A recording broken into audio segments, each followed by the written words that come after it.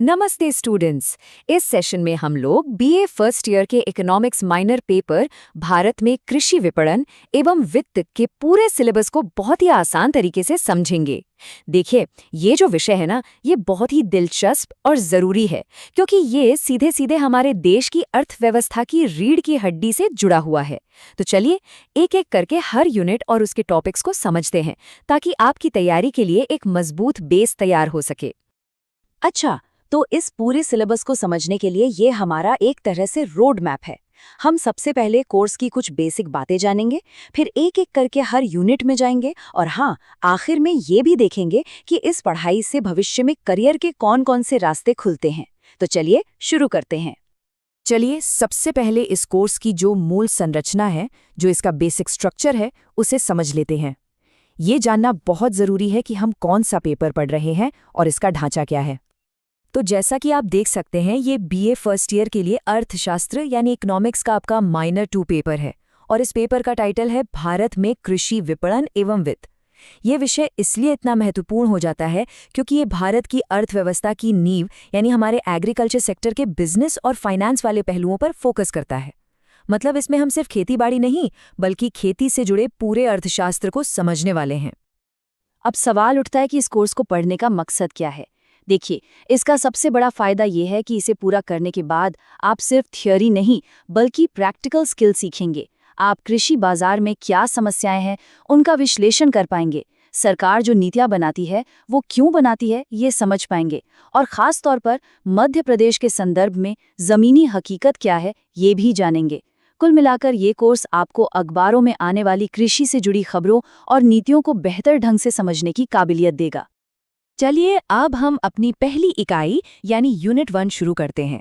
देखिए, आज की एग्रीकल्चरल व्यवस्था को अगर समझना है तो ये जानना बहुत दिलचस्प होगा कि इसकी जड़ें कहाँ से आती हैं और पुराने ज़माने में मतलब प्राचीन भारत में ये सिस्टम काम कैसे करता था। तो यूनिट 1 एक तरह से हमें टाइम में पीछे ले जाती है। ये पूरी तरह से उन प्राचीन प्रणालियों पर फोकस्ड है जिन्होंने भारत की कृषि अर्थव्यवस्था की नींव रखी। हम ये देखेंगे कि क्या उस समय भी बाजार हुआ करते थे, किसानों को खेती के लिए पैसा कहाँ से मिलता था। ये सब समझना हमें आज के सिस्टम की चुनौतियों और उपलब्धियों को एक बेहतर नजरिए से देखने में मदद करेगा। इस यूनिट के अंदर आप देखेंगे कि पढ़ाई को कितने अच्छे हिस्सों में बांटा गया है। आप न केवल प्राचीन कृषि की खासियतें जानेंगे बल्कि ये भी समझेंगे कि उस समय के बाजार कैसे हुआ करते थे। साथ ही हम ये भी पता लगाएंगे कि किसानों के लिए फाइनेंस के सोर्सेज क्या थे और ये भी कि कैसे भारत की कृषि उस दौर में भी इंटरनेशनल ट्रेड का एक ज़रूरी हिस्सा थी। सोचिए, मसालों और कपास का एक्सपोर्ट तो सदियों से होता आ रहा है। ठीक है, तो प्राचीन भारत से अब हम आ जाते हैं आज के दौर में। अब हम इस विषय के 2 सबसे ज़रूरी हिस्सों पर आते हैं, मार्केटिंग और फिनेंस।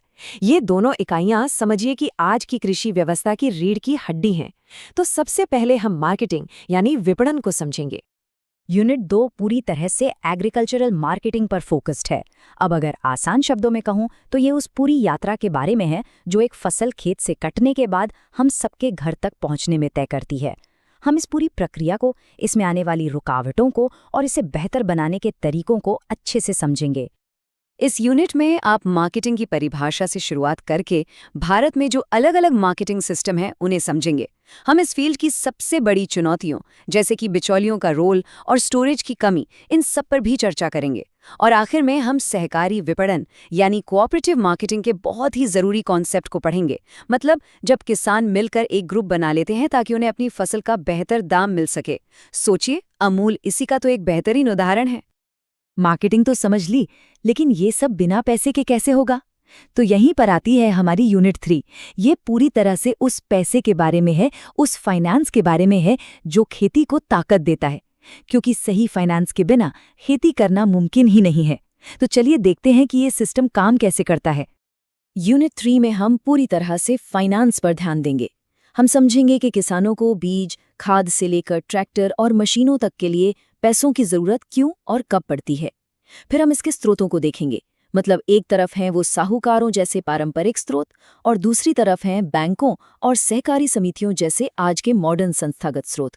और हाँ, हम नाबार्ड, जो कि कृषि और ग्रामीण विकास के लिए भारत का सबसे बड़ा बैंक है, उसकी भूमिका का भी गहराई से अध्ययन करेंगे। चलिए, अब हम अंतिम 2 इकाइयों पर आते हैं, जो हमें आज के आधुनिक मुद्दों और खास तौर पर मध्य प्रदेश के कृषि परिदृश्य से परिचित कराएंगी। ये वो हिस्सा है जो बताएगा कि आज एग्रीकल्चर सेक्टर में असल में चल क्या रहा है। यूनिट 4 में वो सभी आधुनिक और ज़रूरी विषय शामिल हैं जिनके बारे में हम अक्सर अखबारों में पढ़ते हैं या न्यूज़ में सुनते हैं। ये आज के समय के सबसे प्रासंगिक, सबसे रेलेवेंट मुद्दे हैं। इस यूनिट में हम खाद्य सुरक्षा और एफसीआई की भूमिका, यानी सरकार कैसे गरीबों तक अनाज पहुंचाती है, इसे समझेंगे। साथ ही हम वायदा कारोबार जैसी मॉडर्न फाइनेंशियल कॉन्सेप्ट्स को भी जानेंगे। ये कुछ वैसा ही है जैसे भविष्य की कीमतों पर आज ही सौदा करके किसान अपने रिस्क को कम कर सकते हैं। और सबसे ज़रूरी, हम देखेंगे कि कैसे टेक्नोलॉजी, खासकर ई-नाम जैसे ऑनलाइन प्लेटफॉर्म के जरिए खेती किसानी को बदल रही है। सोचिए, ये प्लेटफॉर्म किसानों को अपनी उपज बेचने के लिए एक नेशनल मार्केट देता है। और अब हमारी आखिरी कंटेंट यूनिट, यूनिट 5। देखिए, पूरे देश के लेवल पर सब कुछ समझ लेना एक बात है, लेकिन जब तक हम उसे किसी एक राज्य के लेवल पर लागू करके नहीं देखेंगे, तब तक पूरी तस्वीर साफ नहीं होती। इसीलिए ये यूनिट पूरी तरह से मध्य प्रदेश पर केंद्रित है। इस यूनिट में हम मध्य प्रदेश को एक केस स्टडी की तरह देखेंगे। हम राज्य में एग्रीकल्चरल मार्केटिंग की क्या स्थिति है, ये समझेंगे। मंडी बोर्ड के कामकाज को जानेंगे। ये वो संस्था है जो राज्य की कृषि उपज मंडियों को कंट्रोल करती है। और राज्य में कृषि वित्त की खास व्यवस्था क्या है, उसका अध्ययन करेंगे। तो ये था हमारा पूरा सिलेबस। अब जब ये पता चल गया है कि क्या पढ़ना है, तो चलिए ये भी देख लेते हैं कि कहाँ से पढ़ना है और इस पढ़ाई से भविष्य में क्या-क्या अवसर मिलेंगे। देखिए, यहाँ कुछ बहुत अच्छी सहायक पुस्तकें हैं। अग्रवाल और मिश्र जी की किताबें हिंदी में विषय की बहुत अच्छी समझ देती हैं। दत्त एवं सुंदरम की भारतीय अर्थव्यवस्था तो एक क्लासिक किताब है जो हर स्टूडेंट को पढ़नी ही चाहिए। और हाँ, एक खास सलाह है मेरी तरफ से, भारत सरकार का जो हर साल का आर्थिक सर्वेक्षण यानी एनुअल इकोनॉमिक सर्वे आता है, उसे जरूर पढ़ें। उससे आपको सबसे ताज़ा आंकड़े और सरकारी नीतियों की एकदम सही जानकारी मिलेगी। इस विषय की अच्छी जानकारी आपके लिए कई शानदार करियर के दरवाजे खोल सकती है। जैसे जो आप मार्केटिंग के बारे में सीखेंगे, उससे आप एक अच्छे एग्रीकल्चरल एनालिस्ट या कमोडिटी ट्रेडर बन सकते हैं। फाइनेंस की समझ आपको नाबार्ड और ग्रामीण बैंकों में नौकरी दिला सकती है। इसके अलावा आप मंडी बोर्ड या एग्री बिजनेस मैनेजमेंट में भी एक बहुत सफल करियर बना सकते हैं। तो अब सबसे बड़ा सवाल ये है कि इस ज्ञान का उपयोग भारत के कृषि भविष्य को बेहतर बनाने में कैसे किया जाएगा। याद रखिए, ये कोर्स सिर्फ परीक्षा पास करने के लिए नहीं है, बल्कि ये आपको देश के सबसे महत्वपूर्ण क्षेत्र में एक पॉजिटिव बदलाव लाने के लिए तैयार करेगा। आप सभी को इस अकादमिक यात्रा के लिए बहुत बहुत शुभकामनाएं।